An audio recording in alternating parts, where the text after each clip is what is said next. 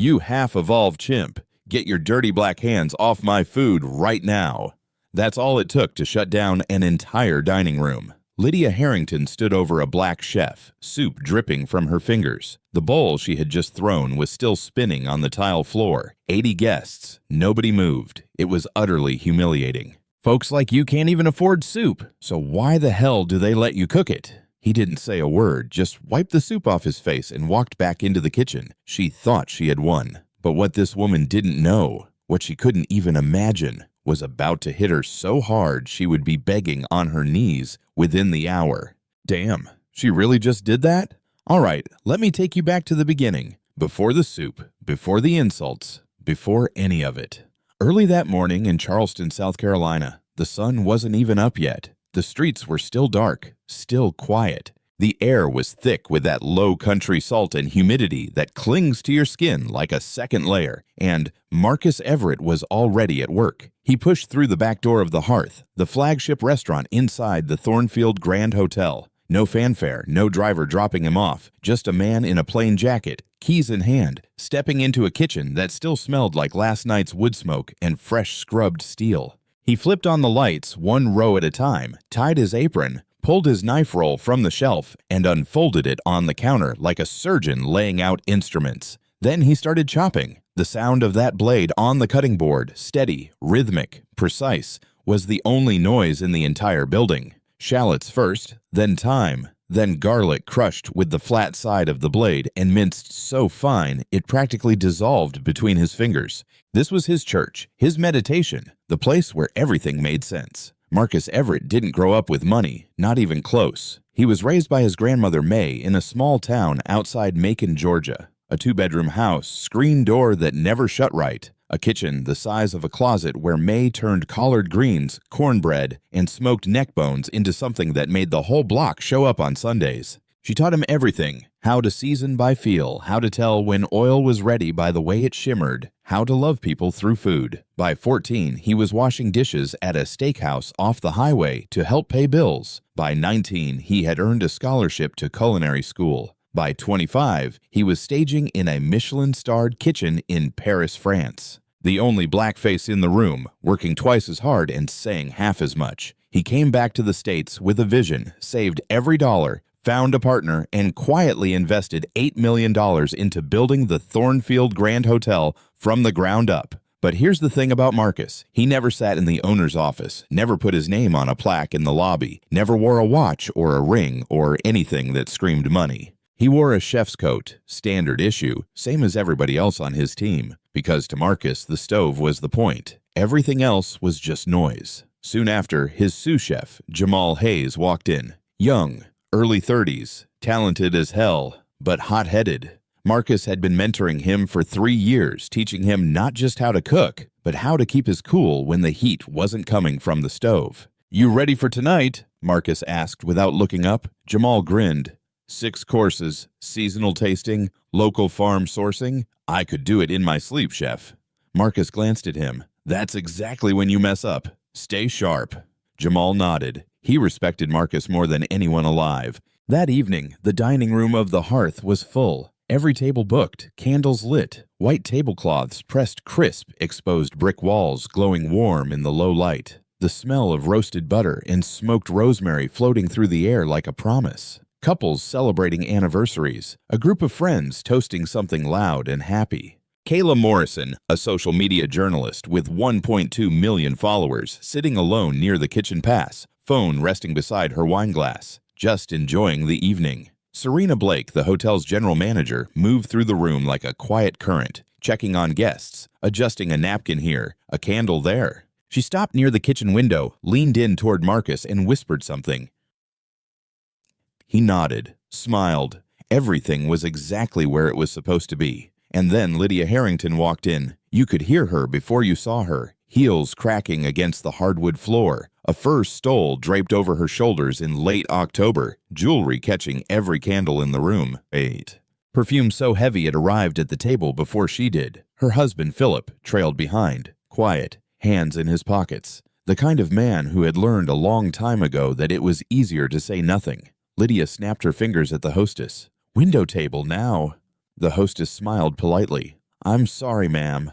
That table is reserved for— I don't care who it's reserved for. We're sitting there. Philip touched her arm. Lydia, it's fine. We can— She didn't even look at him.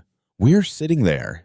The hostess moved the other couple. Lydia didn't say thank you. She sat down, draped her stole over the chair, and scanned the room like she was grading it. Then her eyes landed on the open kitchen, on Marcus, a black man running the line, calling orders, plating dishes with the kind of calm precision that comes from decades of practice. Her expression shifted. Something cold, something familiar. She leaned toward Philip and muttered, "You'd think a place like this could afford better." Philip stared at his menu and pretended he didn't hear. The first course arrived at Lydia's table soon after they were seated, a sweet potato bisque with smoked crab and micro herbs. The bowl was warm. The color was deep amber. A thin swirl of cream sat on top like a brush stroke. Aaliyah, a young black server, early 20s, soft-spoken but sharp, set the bowl down gently.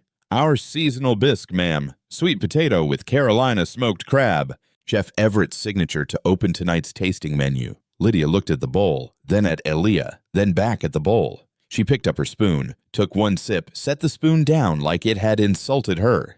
"This is bland." Aaliyah kept her composure. "I'm sorry to hear that, ma'am. I can relay your feedback to the chef, and we can—" "I don't want feedback relayed." Lydia's voice climbed just loud enough for the tables around her to hear.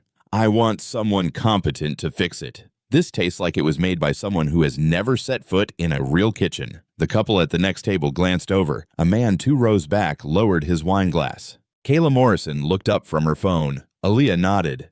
"Of course, ma'am. I'll bring that to the kitchen right away." She walked back to the pass, placed the bowl down, and quietly told Marcus what happened, word for word. Marcus listened. No reaction, no eye roll. He just nodded, pulled a fresh portion of bisque, and adjusted the seasoning himself. A touch more salt, a whisper more smoked paprika. He tasted it again, then plated it with the same precision as the first. "Take it back out," he said calmly. Aaliyah carried the new bowl to Lydia's table, set it down without a word. Lydia took her time. She picked up the spoon slowly, almost theatrically, brought it to her lips, sipped. And here's the thing. Her face gave it away, just for a second. A tiny flicker in her eyes, the kind of look you get when something tastes so good, your body reacts before your brain catches up. But she killed it, swallowed that reaction like it was poison. She pushed the bowl away. Still terrible. This is absolutely unacceptable. She dabbed her mouth with her napkin. Where is the manager? Philip shifted in his seat. "Lydia, the soup was fine. Can we just—" "Philip, be quiet." He went quiet. Serena Blake arrived at the table within moments, calm, professional, the kind of woman who could smile through a hurricane and still make you feel like everything was under control. "Good evening, Mrs. Harrington. I'm Serena Blake, General Manager. I understand there's a concern with your first course. I sincerely apologize. I'd be happy to comp the course for you, and I don't want it comped. I want to know who is responsible for this mess." Serena paused. "Chef Marcus Everett is our executive chef. He personally prepared your second portion. He's one of the most acclaimed chefs in the Southeast, trained in Paris, multiple regional awards." Lydia leaned back and crossed her arms. "Acclaimed by who exactly?" The question hung in the air like smoke. Serena didn't flinch, but she understood exactly what Lydia meant, and so did every person within earshot. Chef Everett has received recognition from the James Beard Foundation, the Charleston Culinary Council, and several national publications, ma'am. Lydia waved her hand. "I don't care about certificates. I care about what's in my bowl, and what's in my bowl is garbage." She straightened up. "I want to speak to him directly right now." Serena hesitated. She glanced toward the kitchen. Marcus was already looking. He had heard every word through the open pass. He gave Serena a slight nod, wiped his hands on a clean towel, and stepped out from behind the line. He walked toward Lydia's table with the same steady, unhurried stride he used for everything. No rush, no tension in his shoulders, just a man who had spent his entire life staying composed when the world wanted him to break. "Good evening, ma'am. I'm Marcus Everett. I understand you weren't satisfied with the bisque. I'd love to hear what I can do to make your experience better tonight." Lydia looked him up and down, head to toe, slowly, the way you'd inspect something you were thinking about sending back. "So you're the chef?" "Yes, ma'am. You made this." She pointed at the bowl like it was evidence at a crime scene. "I did. Sweet potato bisque with locally smoked crab from a farm about 40 minutes from here. The cream is house-made. The herbs were picked this morning. Lydia let out a small laugh, not a real one, the kind designed to cut. I just expected someone more experienced. The standards here are clearly different from what I'm used to. Marcus didn't react. I've been cooking professionally for over 20 years, ma'am, but everyone's palate is different. I'd be happy to prepare something off-menu if you'd prefer. Tell me what you enjoy and I'll make it happen. What I enjoy, Lydia said, standing up from her chair, is eating food prepared by someone who actually belongs in a kitchen like this. The room got quieter. Conversations at nearby tables didn't stop. They just got lower. People were listening now, watching. I just expected someone more refined, someone with a real background, not whatever this is. She gestured at Marcus. All of him. His coat, his hands, his skin. Marcus held her gaze. Steady. Ma'am, I am the chef, and every dish that leaves this kitchen has my hands on it. I'm sorry if that's a problem for you. And then she said it. The line that turned a bad evening into something that would be seen by millions. I'm not eating anything that man touched. Go get me a real chef. The dining room went dead, completely dead. A woman at the next table put her hand over her mouth. Jamal, standing at the kitchen pass, gripped the stainless steel counter so hard his knuckles went white. Boyd. Philip stared at his plate. He didn't move, didn't speak, didn't do a single thing. And Lydia, she wasn't done. She reached for the bowl of bisque, the one Marcus had personally reseasoned, the one he had tasted twice before sending out. She picked it up with both hands and threw it at him. The soup hit his chest first, then splashed up toward his neck and the side of his face.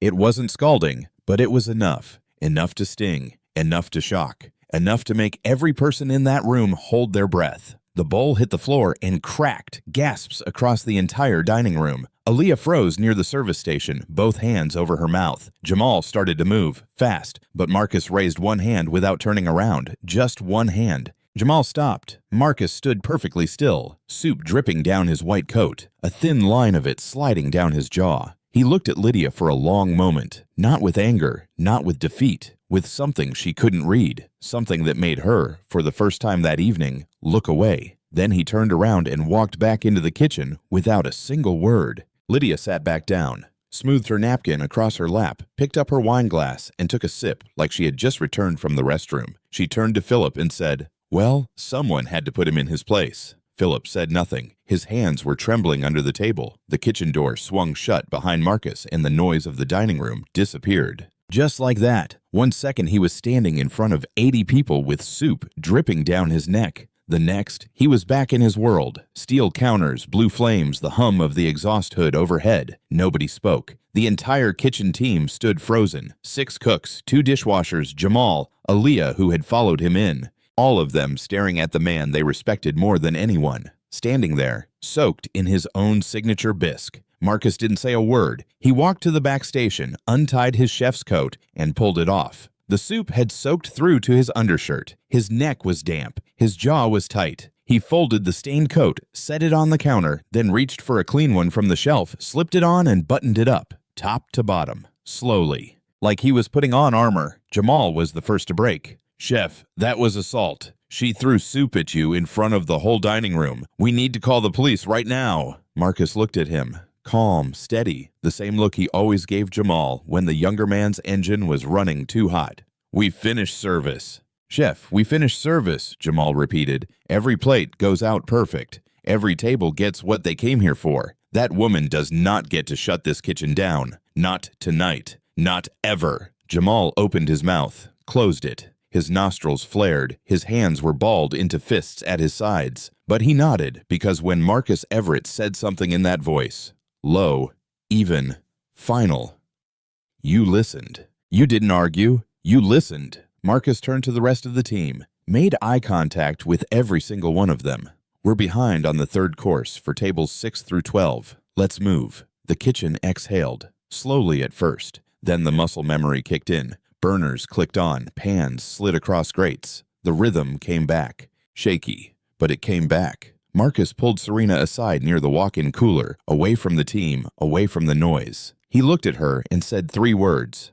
"Call our lawyer." Serena's eyes widened, not because she was surprised, but because she understood exactly what those 3 words meant. This wasn't a man reacting out of emotion. This was a man who had already thought 10 steps ahead. "Done," she said. She pulled out her phone and stepped into the hallway. And that right there was the first sign that Marcus Everett operated on a level Lydia Harrington couldn't even imagine. Now, while all of this was happening in the kitchen, something else was happening in the dining room. Kayla Morrison was sitting at her table near the kitchen pass, phone in her hand, heart pounding, because she had recorded the entire thing. From the first insult to the soup to Marcus standing there dripping to Lydia sitting back down and sipping her wine. Every second of it. Crystal clear, steady hand, perfect angle. She played it back, watched it once, watched it again. Her jaw tightened. Kayla wasn't just any guest. She was a social media journalist with 1.2 million followers. Her platform focused on racial justice, accountability, and stories that mainstream media ignored, and she had just captured one of those stories from 8 feet away. She stood up quietly and walked toward Serena, who had just come back from the hallway. Kayla introduced herself, showed her press credentials, explained her platform. "I have the whole thing on video," she said. "If your chef wants to make a statement, I'll hold publication until he's ready." Serena looked at her for a long moment. "I'll let him know. Thank you." Meanwhile, Serena had already spoken to the hotel's security team. The Thornfield Grand had cameras everywhere. Lobby, hallways, dining room, kitchen pass. Every angle of the incident had been captured and stored. She gave one instruction: preserve everything. Nothing gets deleted, nothing gets overwritten. 2 other guests at neighboring tables had also pulled out their phones during the confrontation. They didn't post anything yet, but they had it. The footage existed in at least 4 places now, and none of it was going away. Back in the dining room, Lydia was riding high. She had moved on to complaining to the couple at the next table, a white couple in their 60s. She leaned over and said, "Can you believe they let someone like that run the kitchen? At these prices?" The couple smiled politely. The woman nodded once. The man looked away. Lydia took their discomfort as agreement. She flagged down Serena again. This time, her voice was louder, sharper. The performance was reaching its peak. "I want that man removed from the kitchen for the rest of the night. I refuse to eat in a restaurant where that person is handling food. It's a matter of hygiene, of standards." Serena stood perfectly still. Her hands were clasped in front of her. Her voice didn't waver. "Mrs. Harrington, Chef Everett is the heart of this restaurant. He will not be removed. However, I'd be happy to arrange a private car to take you and Mr. Harrington to another restaurant this evening. Complimentary, of course." Lydia's eyes went wide. "Are you dismissing me? I'm offering you an alternative, ma'am." "Do you know who my husband is?" Lydia's voice carried across half the dining room now. "Philip Harrington. Harrington and Burke Insurance. We will have this place shut down by Monday morning. Do you understand me?" Serena didn't blink. She had worked in luxury hospitality for 22 years. She had dealt with diplomats, celebrities, and billionaires who threw tantrums over thread counts. Lydia Harrington was not even in the top 10. "I understand, ma'am. The car offer stands whenever you're ready." Lydia turned to Philip. Her face was flushed. "Say something, Philip. Tell her who we are." Philip looked up at Serena, then at his wife, then back down at the tablecloth. "Lydia, let's just go. Please."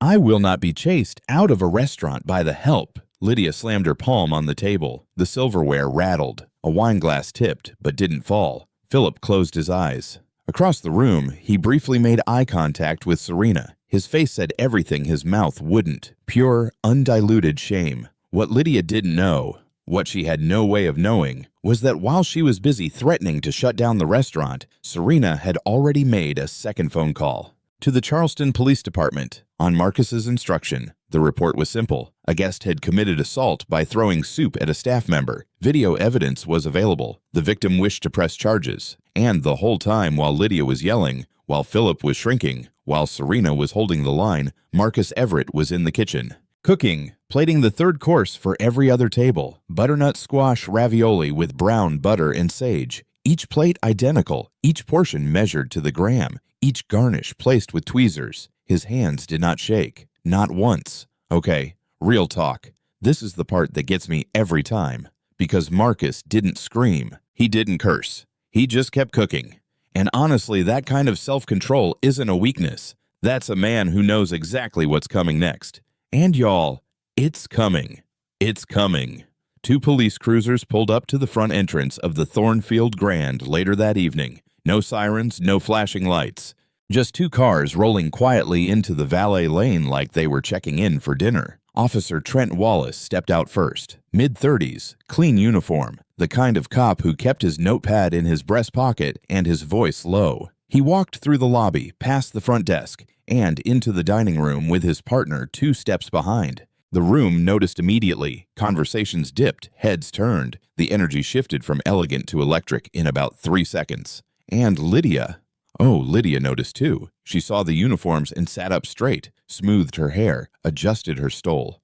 A small smile crept across her face, because in her mind, this was the ending she had written. The chef had been reported, the police had arrived, and justice, justice, her version of it, was about to be served. She stood up from the table and walked toward Officer Wallace like she was greeting room service. "Thank you for coming, officers. That man in the kitchen assaulted me with his attitude and completely ruined our evening. I want him removed from the premises immediately." Wallace looked at her, nodded once, politely. "Ma'am, I'm going to ask you to have a seat for just a moment. I need to speak with the management first." Lydia frowned, but sat back down. She whispered to Philip, "Finally, someone is going to handle this." Philip didn't respond. He was staring at the tablecloth like he was trying to disappear into it. Wallace walked toward the kitchen. Serena met him at the pass. She was ready. She had been ready. "Officer, thank you for coming. Here's what happened." She laid it out. Clean, direct, no emotion. A guest had verbally harassed the head chef with racially charged language in front of the entire dining room. The same guest then threw a bowl of hot soup at the chef, striking him in the chest, neck, and face. The incident was captured on the hotel's security cameras from multiple angles and also recorded by at least 3 guests on their phones. She pulled up the security footage on a tablet and handed it to Wallace. He watched it, the whole thing, from the first insult to the soup hitting Marcus's chest to Lydia sitting back down and sipping her wine. His expression didn't change, but his jaw tightened. He watched it a second time. Then Serena said something that changed everything. "Officer, there's one more thing you should know." She paused, looked him in the eye. "Chef Everett is not just the head chef. He is the co-owner of this hotel. This is his establishment. She assaulted him in his own building." Wallace looked up from the tablet, blinked, looked toward the kitchen where Marcus was still plating dishes like nothing had happened, then back at Serena. "The co-owner?" "Yes, sir." Wallace handed the tablet back. "I need to speak with him." Marcus came out, still in his clean chef's coat, still composed. He spoke to Wallace directly. No dramatics, no raised voice, just facts. "I want to press charges, officer. Assault and battery. I have visible injuries." He unbuttoned the top of his coat and showed Wallace his neck and upper chest. The skin was red and inflamed. In some spots, it had already started to swell. Wallace took photographs, documented everything. "Understood, sir. We have what we need." Wallace turned and walked back toward the dining room. His partner followed. Lydia saw them coming and stood up again. She was still smiling, still waiting for her victory. "Officer, have you dealt with the situation? Can we get back to our dinner now? Preferably with a different chef." Wallace stopped in front of her. His face was neutral, professional, but his words hit like a freight train. "Ma'am, I need to inform you that you are being detained on suspicion of assault and battery." The smile didn't just fade, it shattered. "Excuse me? Assault? I barely touched him. He's just a cook." "Ma'am, he's the co-owner of this hotel, and we have video evidence from multiple sources showing you throwing hot liquid at him, causing visible injury. I need you to turn around and place your hands behind your back." Lydia didn't move. Her mouth opened, closed, opened again. "The owner? That's impossible. He was wearing a..." She couldn't finish the sentence, but every single person in that dining room knew exactly what she was about to say. Philip dropped his head into both hands. His shoulders slumped like someone had cut his strings. "Ma'am, turn around. Now." Lydia turned slowly like her body was moving through wet concrete. Wallace placed the handcuffs on her wrists. The click echoed through the silent dining room. 80 people watched. Not one of them looked away. Kayla Morrison's phone was recording. Again. Lydia made it about 6 steps before she broke. The officers were walking her toward the front of the dining room, past every table she had been performing for all night, past the couple she had complained to, past Kayla Morrison and her phone, past the hostess she had snapped her fingers at earlier. And every single face was watching her, not with sympathy, not with shock, with silence. The kind of silence that says more than words ever could. That's when she saw Marcus. He had stepped out from the kitchen, not far, just a few feet past the pass, arms at his sides, chef's coat clean and buttoned, his face completely still. Lydia twisted in the officer's grip and turned toward him. The arrogance was gone. All of it, stripped away like paint in a storm. What was left underneath was something raw and desperate. "Please, I didn't know. I swear I didn't know. Can we just talk about this? My husband has connections. We can make this right. We can make it go away. Please." Her voice cracked on the last word. It echoed across the dining room. Marcus looked at her, not with anger, not with satisfaction, just with clarity. The kind of look that comes from a man who has spent his entire life being underestimated and has learned exactly how much his silence is worth. He said 7 words. "You knew exactly what you meant, Mrs. Harrington." Every word. Then he turned around and walked back into the kitchen. He didn't look back. Lydia was led out the front door. The valet watched. The front desk staff watched. A couple checking in with rolling suitcases stopped in the lobby and stared. Nobody said a word to her. Nobody needed to. Back inside, Philip Harrington was alone, standing at a table for 2 with 1 empty chair and a bowl of cold soup pushed to the side. He looked like a man who had just realized the building was on fire, and he had been sitting in it the whole time. He reached for his wallet, fumbled it, pulled out a credit card with shaking hands.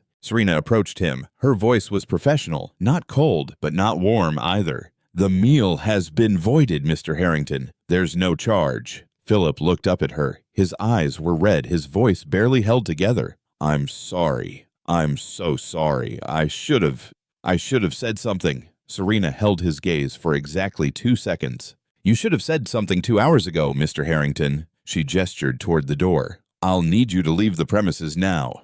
Philip nodded. He stood up slowly, put on his jacket, and walked toward the exit, past every table, past every guest.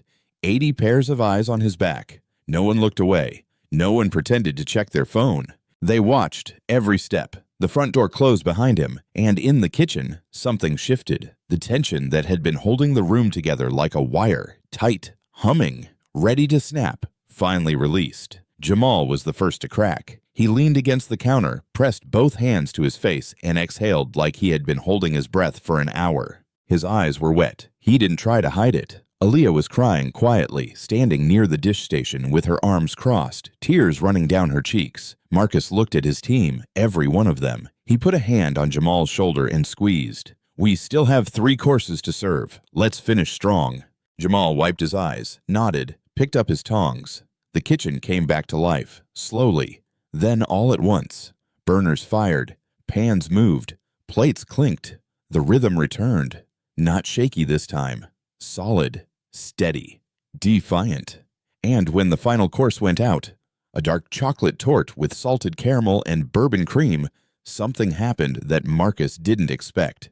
The dining room stood up. Not 1 table, not 2. All of them. Every single guest in the room rose to their feet and applauded. The sound filled the entire restaurant, warm, thundering, real. Marcus stood at the kitchen pass, towel over his shoulder, hands still. He didn't smile, but he nodded once, and that nod carried more weight than any speech ever could. Later that night, long after the last guest had left, Kayla Morrison sat in her hotel room and edited the footage. She cut it carefully. Every insult, the soup, the silence, the arrest. Marcus standing there dripping, Lydia being led out in handcuffs. She posted it late that night with one caption. She threw soup at the chef. He owned the restaurant. The video had exploded. Every major news outlet in the country had picked it up. Cable news ran the clip on loop. Morning shows played it with the soup-throwing moment circled in slow motion. Online, it had crossed 30 million views and was still climbing. The headline wrote itself. Every outlet used some version of the same line. Woman throws soup at black chef. Turns out he owns the restaurant. And then the digging started. Within 48 hours, internet investigators had pulled apart Lydia Harrington's entire digital life. Her social media accounts, which she had never bothered to make private, were a goldmine of exactly what you'd expect. Posts complaining about those people at her country club, a rant about a black cashier who was too slow, a comment under a news article about police brutality that read, "Maybe if they just followed the rules."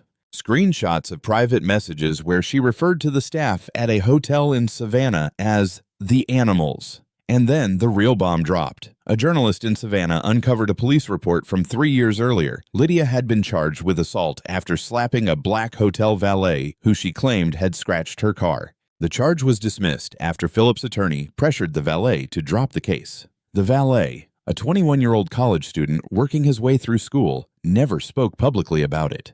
Until now. He gave an interview, on camera, quietly, calmly. He described what Lydia had done to him, the slap, the slurs she used, the way her lawyer made him feel like he was the criminal. He said he dropped the charges because he couldn't afford a legal fight. He said he thought about it every single day for 3 years. That interview got 9 million views in 12 hours. Now the fallout hit Philip. Harrington and Burke Insurance, the firm he had spent his career building, started hemorrhaging clients on Tuesday. 3 major accounts pulled out by Wednesday. A corporate partner issued a public statement distancing themselves from the Harrington name. By Thursday, Philip's business partner Burke called an emergency meeting and suggested Philip take a voluntary leave of absence. It wasn't voluntary. Everyone knew that. Back in Charleston, the community rallied behind Marcus. Local churches organized a support dinner at the Hearth. A coalition of hospitality workers held a press conference demanding stronger legal protections against racially motivated assault in the service industry.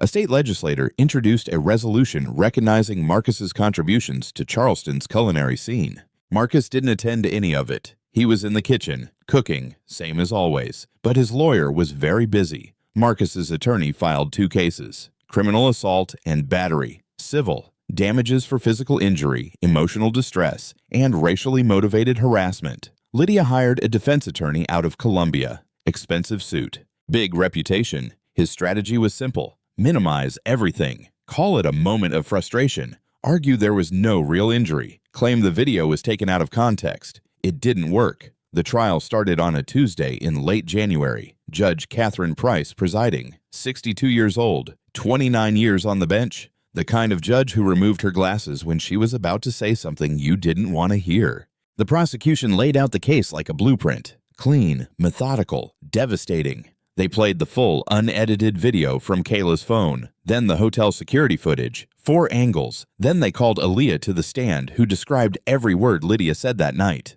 Then Serena, who walked the jury through the timeline minute by minute. Then 3 other guests who had been sitting within 10 feet of Lydia's table. Then they showed the photographs of Marcus's neck and chest, red, swollen, blistered in 2 spots, taken shortly after the incident by Officer Wallace. And finally, they introduced the Savannah police report, the prior assault charge, the valet, the pattern. Lydia's attorney objected. Judge Price overruled. Pattern of behavior was relevant and admissible. Lydia took the stand on day 3. Her attorney tried to frame her as a passionate diner who had an unfortunate overreaction. He asked her to describe her emotional state that evening. She talked about the stress of her personal life, the pressure of maintaining standards. Then the prosecution cross-examined her.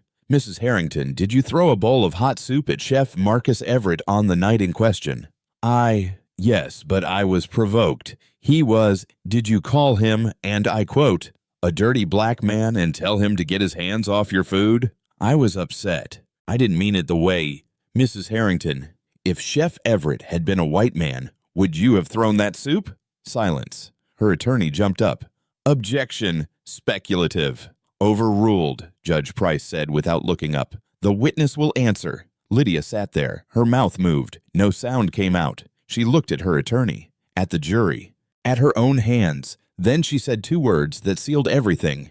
That's different. The courtroom erupted. Judge Price called for order. The jury didn't need to hear anything else. They had heard enough 3 questions ago. Deliberation took 2 hours and 40 minutes. Guilty. Assault and battery. Unanimous. Judge Price handed down the sentence without fanfare. 18 months probation. 200 hours of community service, specifically at a food bank serving underprivileged communities in Charleston County. Mandatory anger management counseling. Mandatory racial sensitivity training. and a restraining order barring Lydia Harrington from the Thornfield Grand Hotel or any property owned by Marcus Everett. The civil case settled 2 weeks later, $450,000 in total damages, $200,000 of that in punitive damages for racially motivated conduct. And here's what Marcus did with that money. Every single dollar, all $450,000, went into a new culinary scholarship fund for underprivileged youth of color in the Charleston area. He named it the Grandma May Everett Culinary Fellowship. When a reporter asked him why he donated everything, Marcus said one sentence: "My grandmother fed people who had nothing. Least I can do is teach more people how to do the same." The American Culinary Federation issued a public statement supporting Marcus and condemning racial harassment in the hospitality industry. Marcus was invited to speak at their national conference that spring. His speech, 8 minutes long, quiet, measured, powerful, went viral on its own. 12 million views. Thornfield Grand's reservations tripled in the 3 months following the trial. The Hearth earned a James Beard Award nomination the following year, and Marcus Everett didn't change a single thing about his routine. Early morning, back door, knife roll, cutting board, same as always. So where are they now? Let's start with the woman who threw the soup.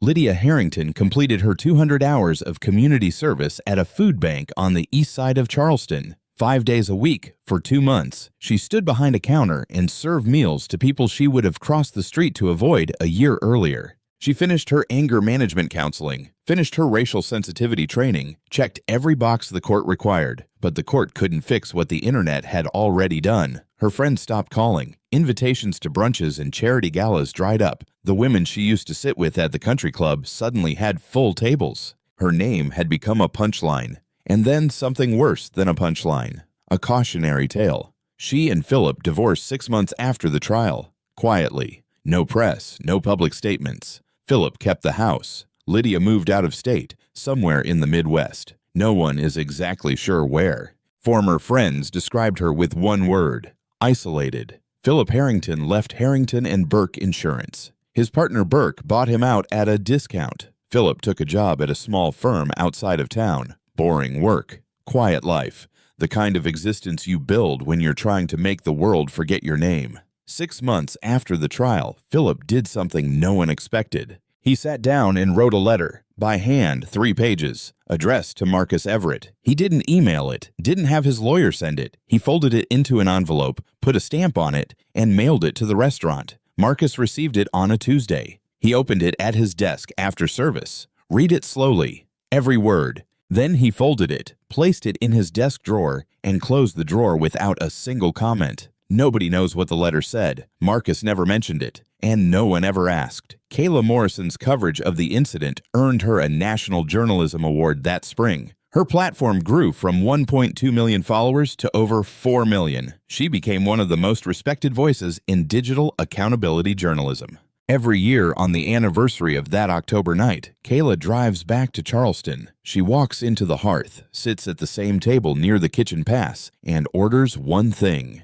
the sweet potato bisque. Jamal Hayes, Marcus's protege, the young man who almost charged across that kitchen, became head chef at a sister restaurant Marcus opened in Atlanta the following year. It's called May's. The menu is Southern. The reviews are outstanding. Jamal still calls Marcus every Sunday morning. They talk about food, about life, about the kind of patience that doesn't come naturally, but has to be built brick by brick until it holds. And Marcus Everett? He's exactly where he's always been. Early morning, back door, keys in hand. The kitchen still dark, still quiet. The smell of last night's wood smoke and clean steel. He flips on the lights 1 row at a time, ties his apron, unfolds his knife roll, and reaches for the one piece of equipment he brought with him from Georgia. A wooden spoon, smooth and dark from decades of use, his grandmother's. He stirs a sauce, tastes it, adds a pinch of salt, tastes it again, nods to himself. This is a man who had hot soup thrown in his face, who was called dirty in front of 80 strangers, who was told he didn't belong in his own kitchen, in his own building, in a restaurant he built with his own money and his own hands. And his answer to all of it was not anger, not revenge, not noise. It was excellence. It was legacy. It was a scholarship fund that will send kids to culinary school for the next 50 years. It was a wooden spoon from a 2-bedroom house in Georgia that still stirs the pot every single morning. It was building something so undeniable that contempt becomes irrelevant. Man, this story is made up. But that feeling, being judged before you even speak, that's real life. Imagine you're Marcus, soup on your face, whole room watching. What would you do? Tell me in the comments. And yo, like, share, subscribe. I'll catch y'all next time.